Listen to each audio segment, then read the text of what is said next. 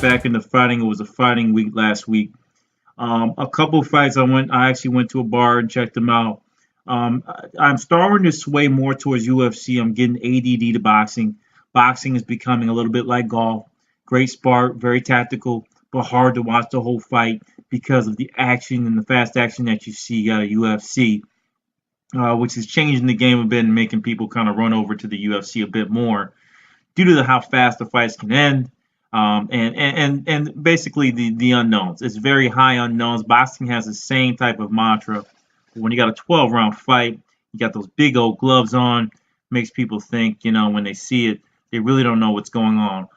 There's more damage to boxing, however, it looks like there's more damage to UFC, and there's more weapons being used in UFC too. With that said, off that rant, Adesanya versus Gastelum. Kevin Gastelum has had a great career with the UFC. He's, to me, now is a journeyman, but a very dangerous journeyman, and he fights an up-and-coming fighter, a kickboxer. I remember him from kickboxing. He also did some Muay Thai. Is Adesanya, and he is supposed to be, the next up-and-coming superstar in the UFC at 29 years old. They can't really wean him in. He's older coming into the UFC because of his vast experience in kickboxing, where he was successful, as well as in Muay Thai fights. So Adesanya comes in a gold rush, kind of like Lomachencko came into boxing. They're going to put him with the best and have him fight immediately. One thing that you notice from Adesanya is great body movement, great feet work, and he has a good sense of range. That is something that another great UFC fighter has, hence why the comparisons start to come at 185. Some are saying this is the John Jones of the division, and he reminds you of that in some ways, but this guy's definitely more flashy, more fluid, and I think he has better stand-up game than John Jones when it comes to the general kickboxing aspects, because that's what he's come from. One thing lacking, if you look at his slight frame, Adesanya has a problem with power.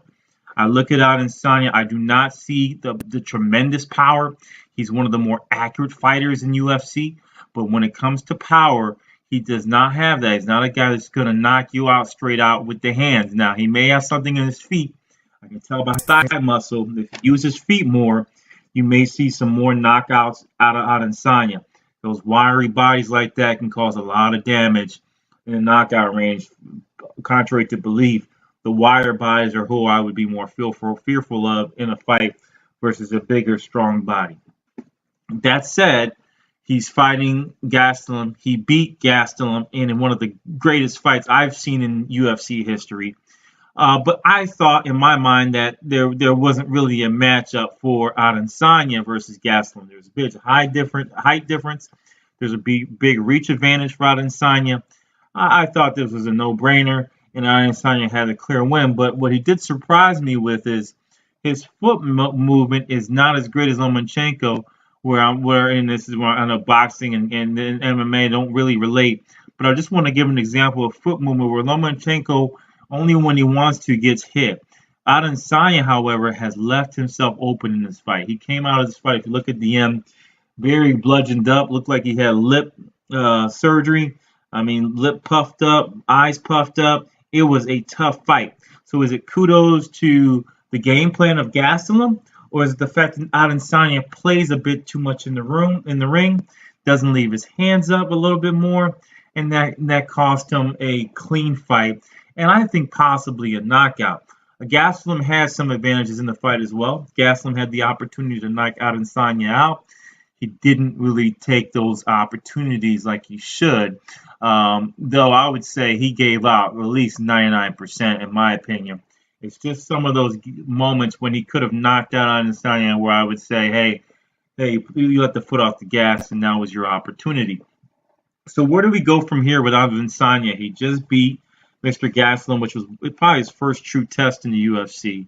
If you look at the rankings, it is very, very, very cloudy, very, very busy traffic streets right here. And the division that Adesanya fights in, which happens to be Robert Whittaker's division of the middleweights.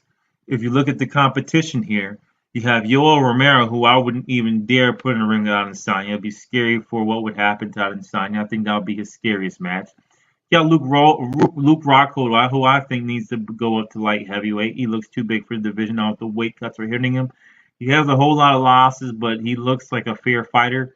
Be interesting to see where he goes for his next fight with Adesanya and bring him to the table. I don't think we're going to see any of these. Right now, it's looking like, and Sousa's another one. Right now, it's looking like Whitaker's going to fight Adesanya. He is the number one contender. He's now a champion, interim champion of sorts. So now this is the opportunity for Adesanya to show himself. But when you look at this, there's been talk of Adesanya moving up in weight and going up to the light heavyweight division. In my mind, if I'm his coach, I would not throw him in there with these wolves. The size difference is tremendous. His length difference is diminished, even though he's still 6'4". Is his length and distance that causes issues for his opponents. When you get up to this division, these guys can close on you, and these guys have tremendous power. If you look at the top, Cormier, Thiago Santos, even Anthony Smith has some power, even though he lost his last fight to John Jones. There's power in this guy. Dominic Reyes is not too bad. Okay, Corey Anderson's another one. Jimmy Manawa, I love Jimmy Manawa. I think he can make a comeback this year. But where does Adesanya go? If he happens to beat Whitaker, I think he can beat Robert Whitaker. I initially was hesitant. The reason being is the fact that Adesanya almost lost to a small fighter in Gastelum from a height perspective. I thought there was a little more to want. It should have been a lot cleaner fight and a more decision-based knockout. Excuse me, decision-based judgment for Adesanya, but that's not how it went, right? So this is Whitaker, who's a smaller fighter.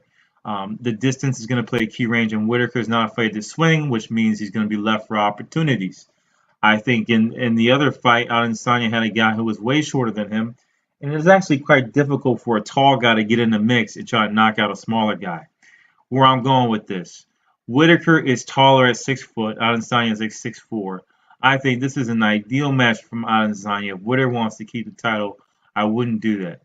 Okay, I would, if he wants to keep this title here, chin up the way he has it. It's a scary match for Whitaker. It's going to be a scary match for Adesanya because of Whitaker's power and his grit. But right now, I don't think that he brings a better body of work versus the gentleman that just fought Mr. John Jones. Um, and my apologies. Excuse me, the gentleman that I'm jumping around here. The gentleman that just fought Mr. Adesanya, which was Gastelum. I don't think there's much difference. In the matter of fact, I think the advantage is more towards Gastelum with the unpredictability and the wide body punches, while Whitaker's a straightforward punch. I think this moves to the disaster range of Whitaker if he can't move around from side to side, laterally, up and down, because Adesanya is one of those beasts that can move all the way around. If you can't kind of move with him or being able to react to his movements, you're in a lot of trouble. So great fight from Adesanya. I say he stays in that division. There's several fights here that he can approach. Weidman's another one. People like to see Weidman. Rocco will be scary, and Yoel Romero. If he can get past Whitaker, which I think he can barely get past, it's still a close fight. We'll see where his head's at. It'll be interesting to see what he can do. But I just don't know if Adesanya, Yoel Romero, Luke Rockhold, Jesus, he has years of fighting before he even thinks about moving up to the John Jones division. I think we're witnessing greatness with Adesanya. How great? Right now he's a B. Can he lose to Whitaker? Definitely. Can he lose to any of the other guys on this list? Yes. But I still feel as though she's something special, as well as actually seeing something special with Adesanya that makes me say he's going to be a world champion. All four sports, I'm sounding off a little bit tired tonight, so a little bit lower voice, but I wanted to give you the take on the middleweight division in the UFC. I think Adesanya takes Whitaker. If Adesanya fights Romero, trouble. Rockhold will be a lot of trouble for him. And Ronald Sousa would be interesting to see what he does versus Whitaker, because Whitaker did knock him down.